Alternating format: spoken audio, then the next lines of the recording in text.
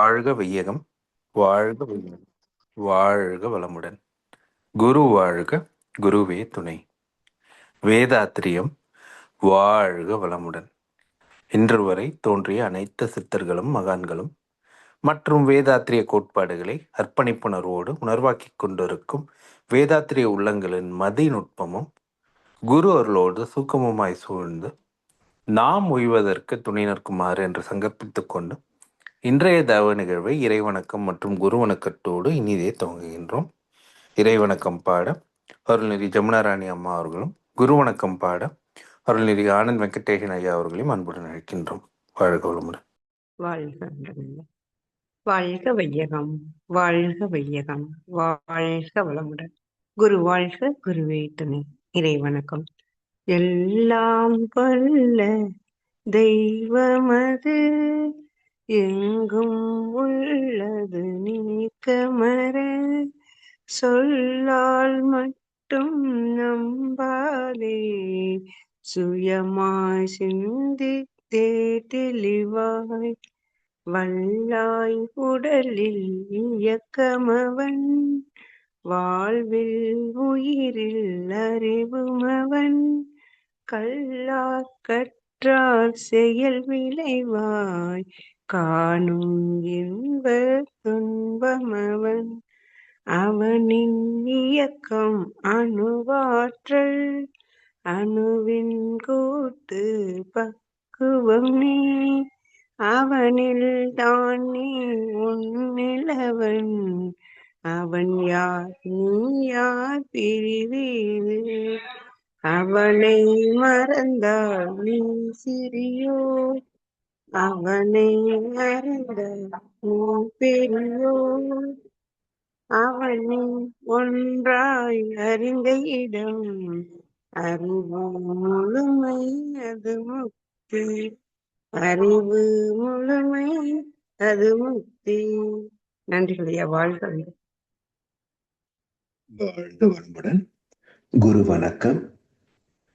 உய்யும் வகை தேடி உள்ளம் உருகி நின்றேன் உயர் ஞான தீட்சையினால் உள்ளொடுங்கி மெய்யுணர்வு என்ற பெரும் பதம் அடைந்தேன் மேல் நிலையில் மனம் நிலைத்து நிற்க நிற்க ஐயுணர்வும் ஒன்றாகி அறிவறிந்தேன் ஆசை என்ற வேகம் ஆராய்ச்சியாச்சு செய்தொழில்களில் கடமை உணர்வு பெற்றேன் செய்தொழில்களில் கடமை உணர்வு பெற்றேன் சிந்தனையில் ஆழ்ந்து பல விளக்கம் கண்டேன் குரு சிந்தனையில் ஆழ்ந்து பல விளக்கம் கண்டேன்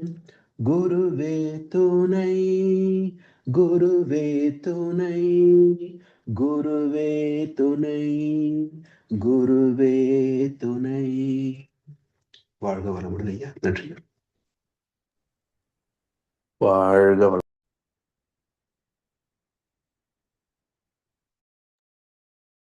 நன்றிகள் அம்மா. வாழ்க வளமுடன். இன்றைய 9 மைய தவத்தினை மிகச்சிறந்த முறையிலே வழிநடத்திய ஞானாசிரியர் அருள்நிதி கிருபாநிதி அம்மா அவர்களும் அவர்தம் அன்பு குடும்பத்தினரும் அருட்பேராற்றல் கருணையினால் உடல் நலம் நீலாயுள் நிறை செல்வம் உயர் புகழ் மெய் ஞானம் ஓங்கி வாழ்க வளமுடன் வாழ்க வளமுடன் வாழ்க வளமுடன். நன்றிகள் அம்மா. தொடர்ந்து நன்றிகள் அம்மா. வாழ்க வளமுடன். தொடர்ந்து ஞானமும் வாழ்வும் கவிதை தொகுப்பில் இருந்து இன்றைய கவிக்கு விளக்கம் வழங்கிட மூத்த பேராசிரியர் ஞானாசிரியர் அருள்நிதி பழனிசாமி வேலுச்சாமி ஐயா அவர்களை அன்போடு அழைத்தமைவோம். வாழ்க வளமுடன் ஐயா. வாழ்க வளமுடன் ஐயா. வாழ்க வையகம், வாழ்க வையகம், வாழ்க வளமுடன். குரு வாழ்க, குருவே துணை. சான்றோர் பெருமக்களே, ஞானமும் வாழ்வும் கவிதை தொகுப்பின் தொடர் சிந்தனையிலே உண்மை உணர்வு பற்றிய இரண்டாவது கவி. என்னை அறிமுகம் செய்கிறேன்.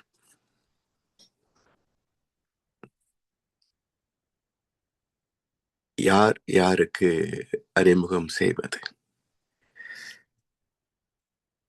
மகிழ்ச்சி என்னை அறிமுகம் செய்கின்றேன் என்று சொன்னால் அந்த என்னை என்று குறிப்பிடக்கூடியது யாராக இருக்கும்?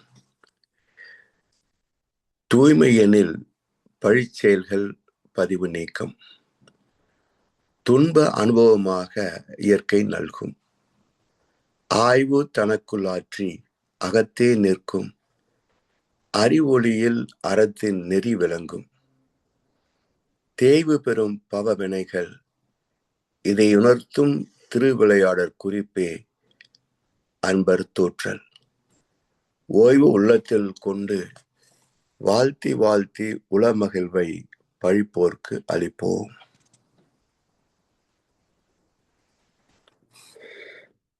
என்னை அறிமுகம் செய்கின்றேன். மகரிஷி தன்னை பற்றி சொல்லல. என்னை என்பது ஆத்மா. அந்த ஆத்மா அடைகின்ற பக்குவம், அந்த பக்குவத்தை எப்படி அறிமுகம் செய்து கொள்வது என்றால், தூய்மை எனில் பழிச்செயல்கள் பதிவு நீக்கம், துன்ப அனுபவமாக இயற்கை நல்கும், தீதும் நன்றும் பிறர் தர வாரா என்றார் கணியன் பூங்குன்றனார். விதி என்ற ஒரு இயற்கையின் பேராற்றல், தெய்வ நீதி என்று நாம் தெரிந்து வைத்திருக்கிறோம். அந்த தெய்வ நீதியே ஒவ்வொரு இயக்கத்திற்கும் செயலுக்கும் தக்க விளைவை அந்த செயல் ஏற்றுகின்ற போதே அதை ஈர்த்து சுருக்கி நுண்மையாக்கி அதை பாதுகாத்து தகுந்த முதிர்வு நேரத்திலே அதற்கு தக்க பயன், நன்மையோ தீமையோ அதற்கு தெரியாது. நாம் தண்டிக்கிறோம், பாராட்டுகிறோம் என்பது அது அதுக்குரிய விளைவை வெளிப்படுத்துகிறது. அந்த விளைவு உடலால் தாங்க முடியாத போது, மனதால் ஏற்க முடியாத போது துன்பம் என்று சொல்கின்றோம். அவ்வளவுதான். அதனால் அந்த அனுபவங்களே பழிச்செயல் பதிவுகள், பாவப்பதிவு என்று சொல்கின்றோம். இவற்றெல்லாம் நீக்குவதற்கு என்ன செய்யணும்? முதலிலே தூய்மை செய்ய வேண்டும் என்றால் மேற்கொண்டு களங்கத்தை சேர்க்காமல் இருக்கணும், இல்லையா? தூய்மை பெற வேண்டும் என்றால் முதல் கடமை மேற்கொண்டு களங்கத்தை சேர்க்காமல் இருக்க வேண்டும். அடுத்த கடமை கொண்டு வந்த களங்கத்தை நீக்குகின்ற வழியிலே வாழ வேண்டும். நாம நீக்க முடியுமா?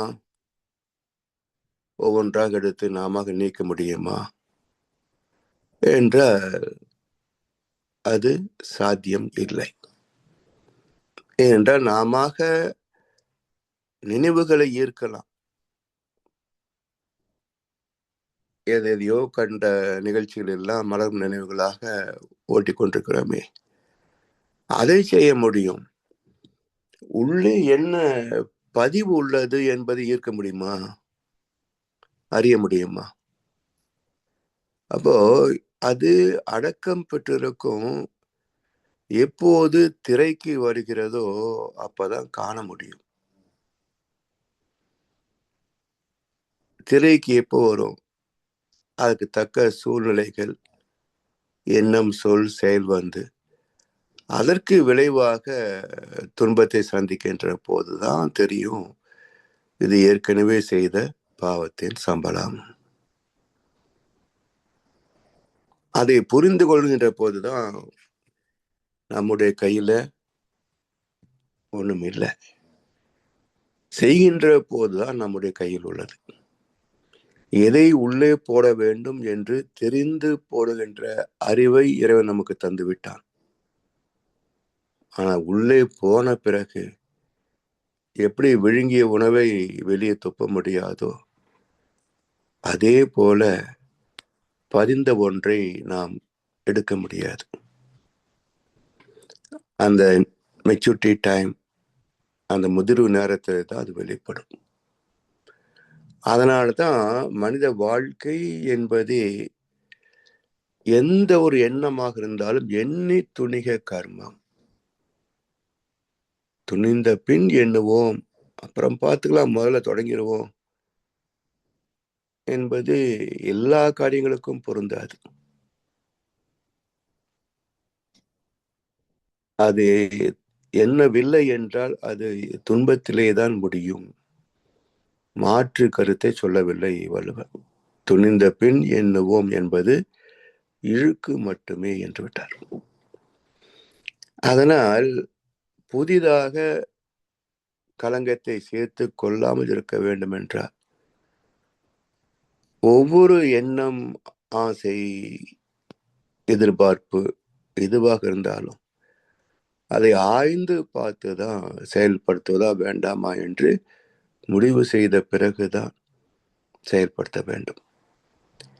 சரி, அதாவது வருகின்ற நேரத்தில் எத்தகைய துன்பம் என்று தெரியாது. சிறு சிறு துன்பங்கள் இருக்கலாம், பெரிய துன்பமாக இருக்கலாம், தாங்க முடியாத பிரச்சனைகளாக கூட இருக்கலாம். இவற்றை எப்படி எதிர்கொள்வது? எதை நம்முடைய அறிவின் திறத்தாலோ அல்லது உழைப்பினாலோ அல்லது நம்முடைய பொருளை கொண்டோ நீக்கிக் கொள்ள முடியுமோ அதை நீக்கலாம். அல்லது மற்றவர் துணை கொண்டு நீக்க முடியும் என்றால் அதையும் பயன் கொள்ளலாம். நீக்கவே முடியாது என்று உள்ளதும் இருக்கு இல்லையா? நுண்ணிய நூல் பல கற்பினும் மற்றும் தன் உண்மை அறிவே மிகும் என்பார் வள்ளுவ பெருந்தகை. இவ்வளவுதான் சாமர்த்தியமாக இருந்தாலும் கூட விதியை வென்றவர் யாரும் கிடையாது இல்லையா?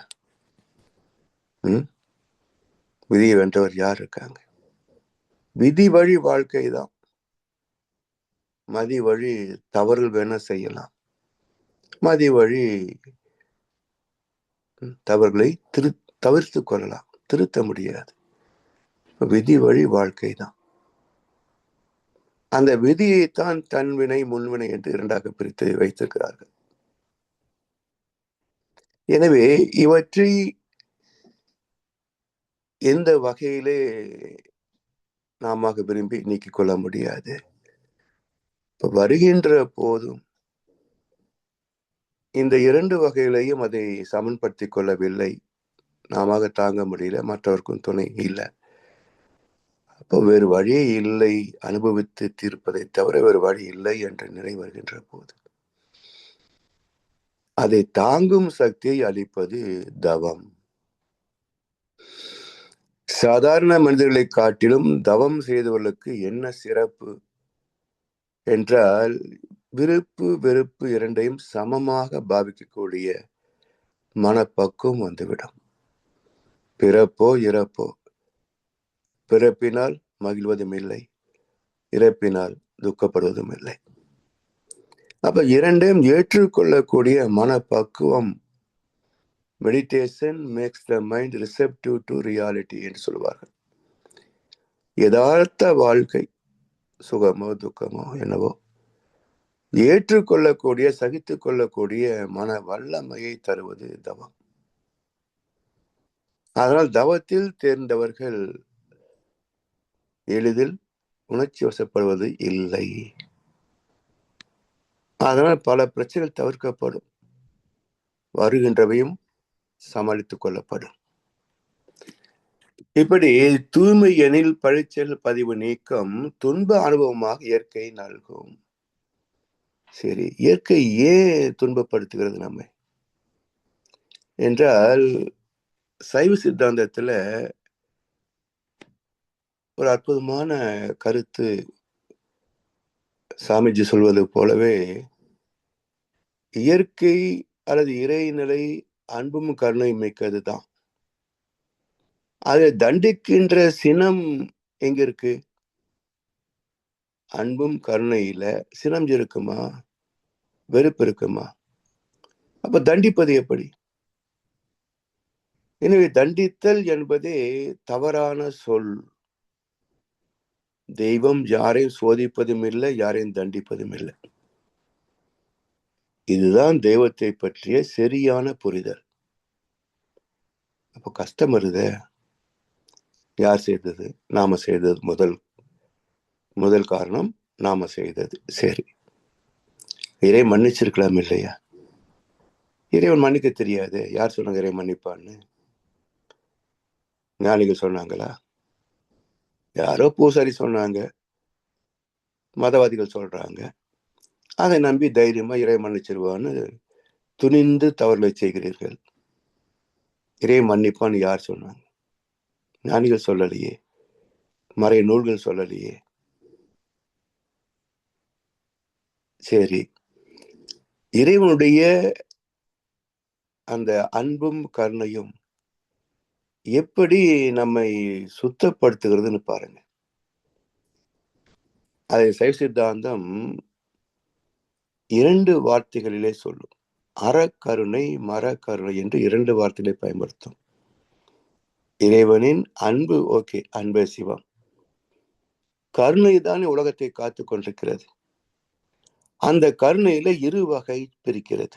ஒன்று அறக்கருணை, மற்றது மரக்கருணை. இந்த 2க்கும் என்ன பேதம் என்றால், அறக்கருணை என்பது எங்கும் நிறைந்திருக்கின்ற தூய்மையான பாதுகாப்பு நிலை. மரக்கருணை என்பது என்ன என்றால், எங்கே களங்கம் இருக்கிறதோ அதை தூய்மைப்படுத்துகின்ற கருணை. எங்கே களங்கம் இருக்கிறதோ அதை தூய்மைப்படுத்துகின்ற கருணை மரக்கருணை. அப்போ தூய்மைப்படுத்துகின்ற போது, இப்போ ஒரு தாய்ப்பால் தருகின்ற போது குழந்தை பசிக்கு போதுமான அளவுக்கு மகிழ்ச்சியாக அருந்தும். ஏதோ காரணம் உடல்நிலை சரியில்லை, மருந்து தந்தாகணும். தாய்ப்பால் போல மருந்து இருக்குமா? சுவை பிடிக்காது. அப்போ அது அருந்த மாட்டேன், குடிக்க மாட்டேன்னு சொல்லி அடம் பிடிக்கும். அப்ப என்ன செய்யறாங்க? விட்டுறாங்களா? எப்படியோ கையை கால அமைக்க பிடிச்சி ஏதாவது வற்புறுத்தி துன்புறுத்தி அழ வச்சு ஊட்டிறாங்க இல்ல? அப்ப அந்த குழந்தை அழுகிறதே, துன்பப்படுகிறதே என்று சொன்னால் உபாதை எப்படி நீங்கும்? அப்போ எப்படி அன்போடு தாய்ப்பாலை தருகின்ற அதே அன்னை குழந்தை துன்பப்படுகின்ற போது அதற்கு விரும்பாத ஒன்றை வற்புறுத்தி திணிப்பது போல பயன் என்ன? நோய் குணமாகிறது. இதே போலத்தான் இறைவனின் மரக்கருணை நமக்கு சுத்தப்படுத்தக்கூடிய செயலை செய்கிறது. ஒரு களங்கத்தை தூய்மைப்படுத்தக்கூடிய செயலை செய்கிறது. அதிலே நமது உடல் பாதிக்கப்படுகிறது. மனதால் சுகமாக இருக்க முடியவில்லை, எனவே துன்பமாக உணர்கிறது. இப்போ சொல்லும், இறைவன் தண்டிக்கிறானா? நம்முடைய ஆத்மாவை சுத்தப்படுத்தி தன்னோடு இணைத்துக் கொள்வதற்கு வழி செய்கிறான்.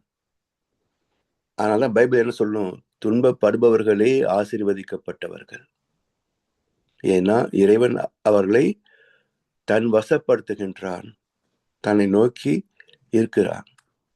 ஆனால் துன்பப்படுபவர்களே ஆசீர்வதிக்கப்பட்டவர்கள். எனவே இறைவன் நம்மை தண்டிப்பதே கிடையாது.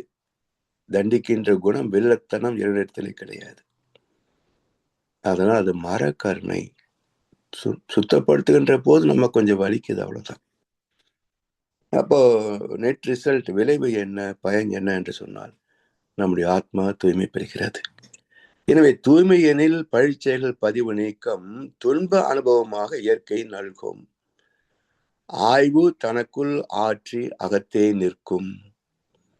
அறிவொளியில் அறத்தின் நெறி விளங்கும். இப்ப நம்ம பார்த்த அறக்கருணை மரக்கருணை என்பது எப்படி தெரியும் என்றால், ஆய்வு தனக்குள் ஆற்றி அகத்தே நிற்கும். நமக்குள்ளேயே ஆராய்ந்து பார்க்கணும். பதிவில் உள்ள தன்மைகள், யார் செய்தது என்ற காரண காரியங்கள், யார் நீக்குகிறார்கள், எப்படி நீக்குகிறார்கள் என்ற இறைவனின் கருணை செயல், இவற்றெல்லாம் ஆராய்ந்து பார்ப்பது தானே ஆன்மீகம், புரிய வைப்பது தானே ஆன்மீகம். அதனால் ஆய்வு தனக்குள் ஆற்றி அகத்தே நிற்கும், அகதவத்திலே நிலைத்திருக்கும். அறிவொளியில் அறத்தின் நெறி விளங்கும். அறிவை ஏன் விளக்காக ஓமானப்படுத்தியிருக்கிறார்கள்? எல்லா விளக்கும் விளக்கு அல்ல, சான்றோர்க்கு பொய்யா விளக்கே விளக்கு என்றார் வள்ளுவர். எத்தனையோ வகையான விளக்குகள், வழிபாட்டு முறையிலே 1008 விளக்கு, 10,008 விளக்கெல்லாம் வச்சு வழிபடுவார்கள். இந்த வேடிக்கையெல்லாம் சிறிது நேரத்திற்கு மகிழ்ச்சியை தரும், சாந்தத்தை தரும், அவ்வளவுதான். இது பாவத்தை நீக்க, இதெல்லாம் பாவத்தை நீக்காது. அதனால் எந்த வெளிச்சம் நமக்கு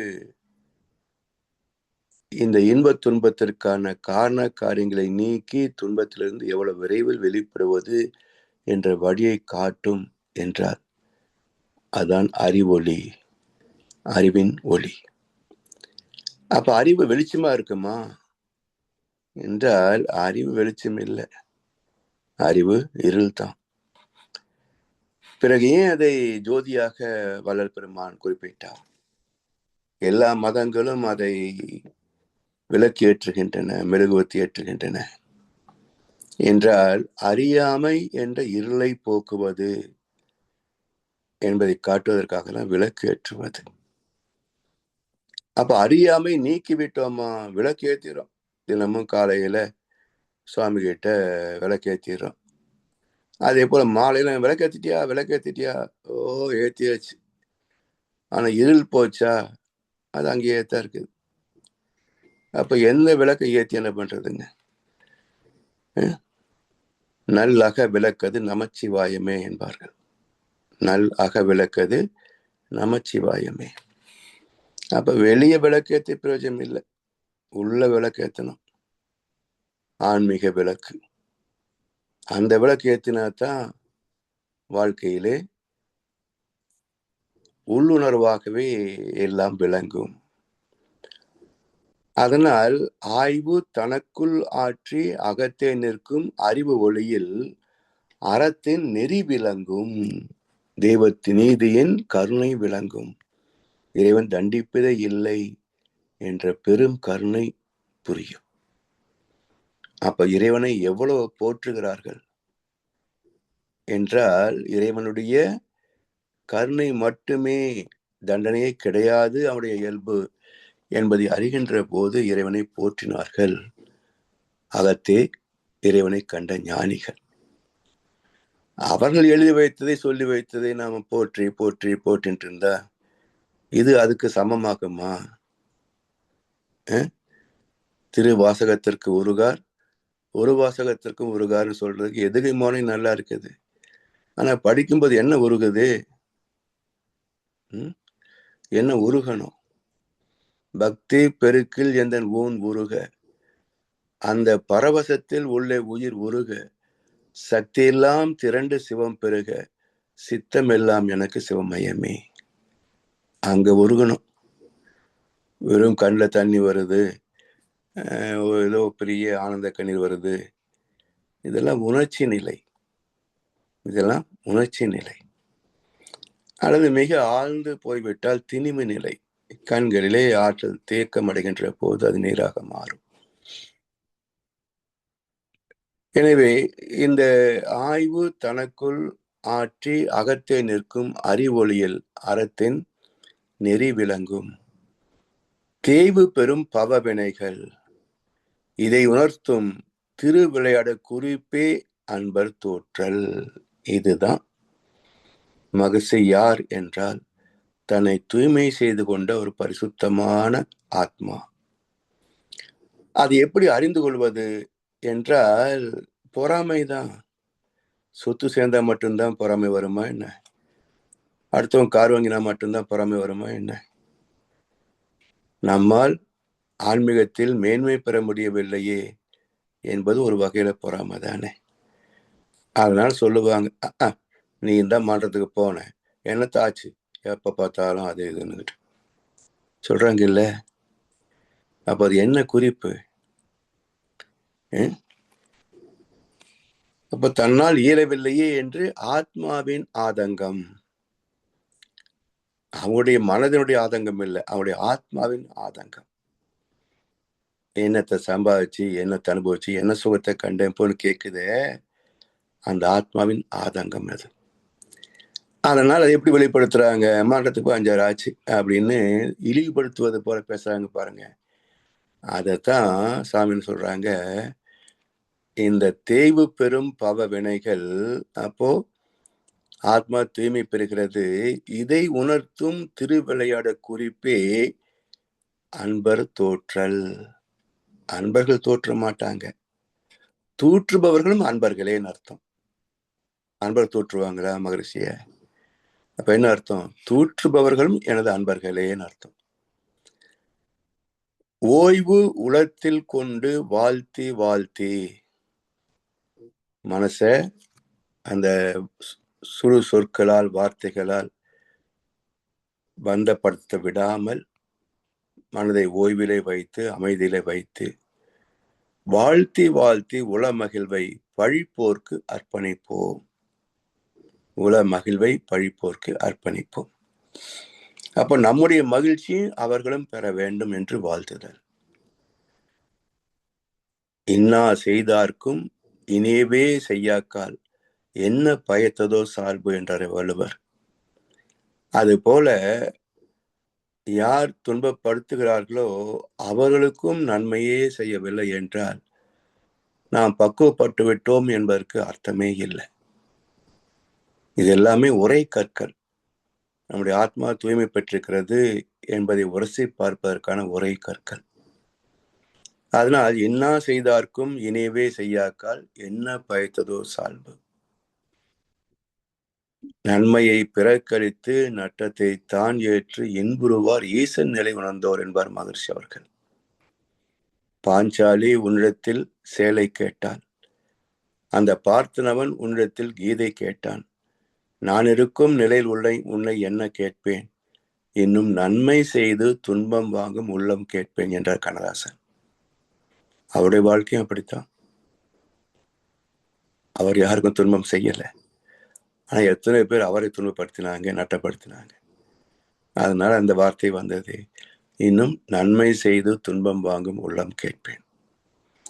அப்படி மன தூய்மை, குழந்தை போன்ற மனசு, அது இயல்பாக வந்தால் மிக சிறப்பு தான். வரவில்லை என்றால் விட்டுவிட முடியுமா? பயிற்சியின் மூலமாக அது கற்று தேர்ந்து தெளிய வேண்டும். எனவே நம்மிடத்தில் இல்லாததை வெளியே இருந்து நாம் கற்றுக்கொள்கிறோம் இல்லையா? அதான் தகுதி என்ற அர்த்தம். தன்மை என்பது நமக்குள் இருப்பது, தகுதி என்பது வெளியிலிருந்து நாம் பெற்றுக்கொள்வது. தன்மையும் தகுதியும் இணைந்ததே திறமை. அது ஆன்மீகத்துக்கும் வேண்டும், லௌகிகத்திற்கும் வேண்டும். அப்படி நம்முடைய கடமை உணர்ந்து தெளிந்து வாழ்கின்ற போது இந்த வாழ்க்கை அர்த்தமுள்ள வாழ்க்கையாக மாற்றம் பெறும். எனவே அடுத்தவர் நம் மீது பழி கூறுகின்ற போது வள்ளுவர் சொல்லுவாரே, அரண் எனப்பட்டதே இல்வாழ்க்கை, அஃதும் பிறன் பழிப்பது இல்லாயின் நன்று என்று சொல்வார். இதற்கு எல்லா திருக்குறள் ஆசிரியர்களும் என்ன விளக்கம் சொல்லியிருப்பாங்க அப்படின்னா, அறத்தின்படி வாழ்வதுதான் இல்வாழ்க்கை, இல்லறம்.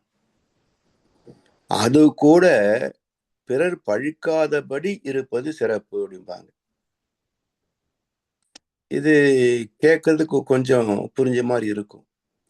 ஆனா கொஞ்சம் நுணுகி ஆராய்ந்து பாருங்க.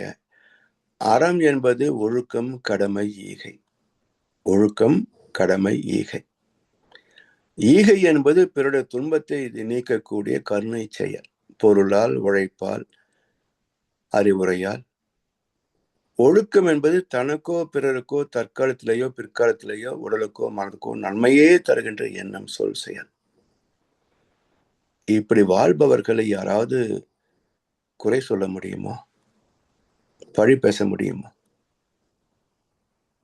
பொருந்தலையே. அப்போ வள்ளுவர் இப்படி சொல்லலை. எனவே அறம் எனப்பட்டது இல்வாழ்க்கை, அதுவும் பிறன் பழிப்பது இல்லாயின் நன்று என்றால் அடுத்தவர்களை குறை பேசாமல் இருப்பது சாலச் சிறந்ததுன்னு அர்த்தம். அறத்தை பின்பற்றி வாழலாம்.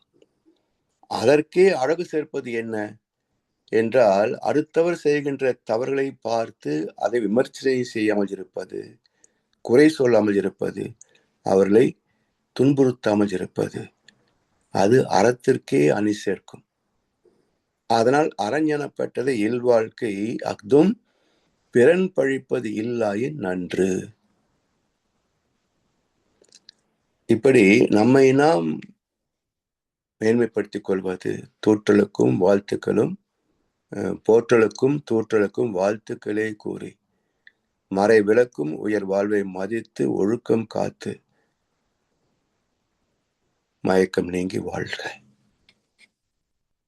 அதற்கு ஒரே வழி நம் கடமை, அறவாழ்வின் நாட்டத்தை சிறக்கட்டும் என்று சொல்லி வாய்ப்பளித்த செவிமடுத்த அனைவருக்கும் நன்றி பாராட்டி இன்றைய உரையை நிறைவு செய்கின்றோம். வாழ்க வளமுடன், வாழ்க வளமுடன், வாழ்க வையகம். வாழ்க வளமுடன் ஐயா. வாழ்க வளமுடன் ஐயா. அருமையான விளக்கம். நம்மை நாள்தோறும் வழிநடத்தி கொண்டிருக்கும் மூத்த பேராசிரியர் அருள்நெறி பழனிசாமி ஐயா அவர்களை வாழ்த்துவோம். அருள்நெறி பழனிசாமி ஐயா அவர்கள் வாழ்க வளமுடன். அவர்களின் அன்பு குடும்பம், அவர்களின் உடல் நலம், பொருள் வளம், மனவளம் மற்றும் அவர்களின் ஆன்மீக தொண்டு வாழ்க வளமுடன், வாழ்க வளமுடன், வாழ்க வளமுடன். பாடல்கள் பாடி நிறைவு செய்யும் தருணம். வேதாத்திரிய பாடல் பாட அருள்நெறி தரகேஸ்வரி அம்மா அவர்களும், பிரம்மஞான கவி பாட அருள்நெறி நீமா சுரேஷ்குமார் அம்மா அவர்களும், உலக நல வாழ்த்து பாட அருள்நெறி செவ்வேல் ஐயா அவர்களையும் அன்புடன் அழைக்கின்றோம்.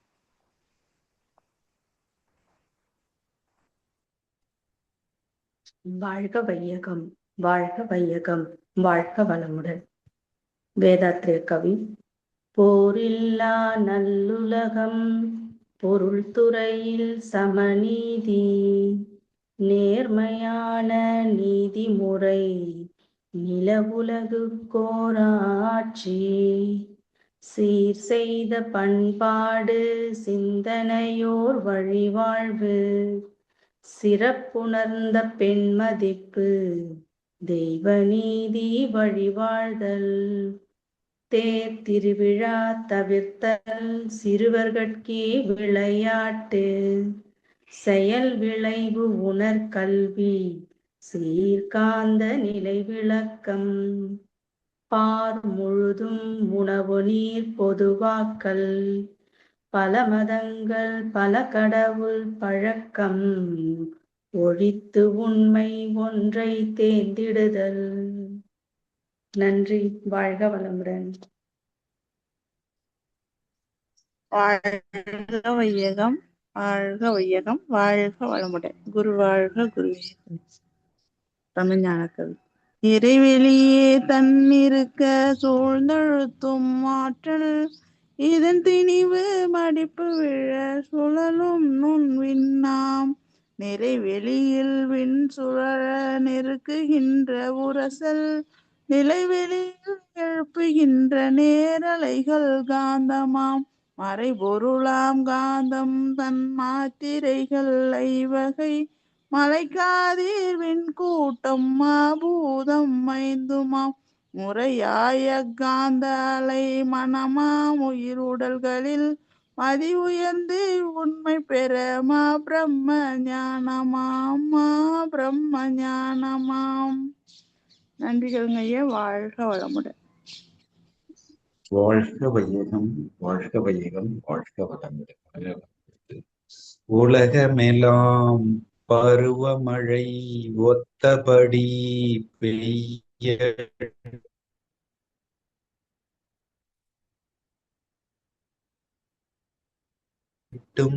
உழவரெல்லாம் தற்கட்டும், பல தொழில்கள் புரிகின்ற பாட்டாளி உயரட்டும். பல தொழில்கள் புரிகின்ற பாட்டாளி உயரட்டும். பகுத்துணர்வில் தொகுத்துணர்வு பண்பாட்டை உயர்த்தட்டும். கலகங்கள் போட்டி பகை கடந்தாட்சி நடக்கட்டும்.